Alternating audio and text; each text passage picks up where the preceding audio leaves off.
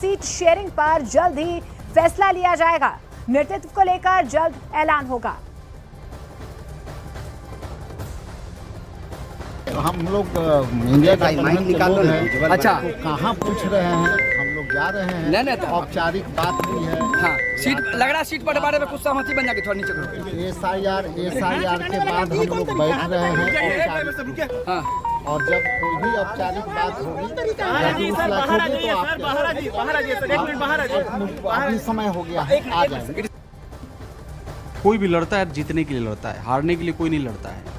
और बिहार में जितना सीट है सब जीतने वाला सीट है। गठबंधन पार्टी सभी सीटों पर जीता है और जीत सकता है।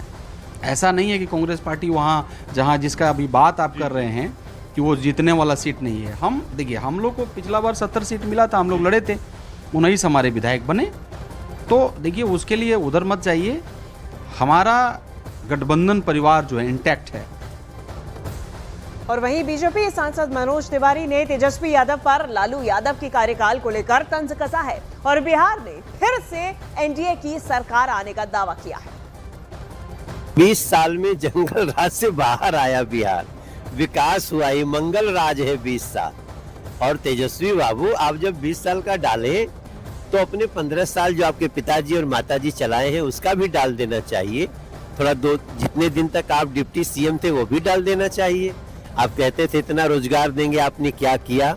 सच्चाई ये है कि अब बिहार तेजी से आगे बढ़ रहा है। और अगले 5 साल में हम कहाँ कह रहे हैं कि बिहार में सब कुछ हमने बदल दिया, सब अच्छा डेवलप्ड हो गया। 2047 के पहले बिहार भी डेवलप होगा जैसे पूरा देश डेवलप। राहुल गांधी और तेजस्वी यादव के साथ पूरे महागठबंधन ने भी यात्रा की। अब यात्रा कर रहे थे तो उनको सड़कियां तो दिख ही रही होगी, एक भी गड्ढा नहीं मिला होगा। कितना अच्छा लग रहा होगा उन लोगों को। तो साथ में जो चलने वाले थे लोग, उनको भी महसूस होता है कि डेवलपमेंट किससे हुआ। अगर कभी वो सिमरिया पुल से गुजरे, अभी तेजस्वी बाबू राघोपुर भी जाएंगे तो जो पुल बन गया है, कोई दीघा पुल से गुजरता ही होगा, यहाँ से गया जाता ही होगा। IIM, एम्स, एयरपोर्ट, ये सब तो देख ही रहे हैं। तो ये सब देखने के बाद बिहार के लोग क्या चाहते हैं? जिस सड़क से यात्रा कर रहे हो, बनाने का काम उन्होंने तो किया नहीं। 15-15 साल बिहार उनके पास रहा। तो अब बिहार को एक नई उड़ान चाहिए, यहाँ से भी आगे का। इसके बाद भी और वहीं जेडीयू नेता केसी त्यागी ने दावा किया है कि एनडीए में सीट शेयरिंग को लेकर कोई विवाद नहीं है। बीजेपी के साथ मिलकर वो इस चुनाव को लड़ेंगे और जीत हासिल करेंगे। बिहार प्रक्रिया को सुप्रीम कोर्ट अपनी स्वीकृति दे चुका है।